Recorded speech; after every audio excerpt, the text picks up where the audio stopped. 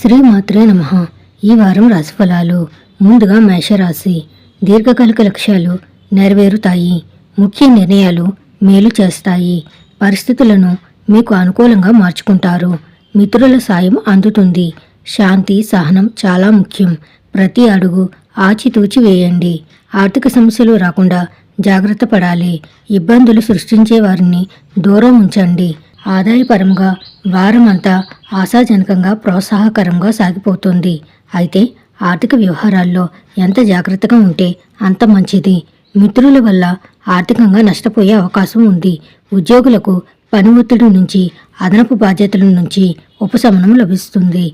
వృత్తి జీవితంలో శ్రమకు తగ్గ ఫలితం ఉంటుంది. బంధువులతో ఊహించని వివాదాలు కలుగుతాయి. చేపట్టే పనుల్లో ఆటంకాలు అవరోధాలు తొలగిపోతాయి.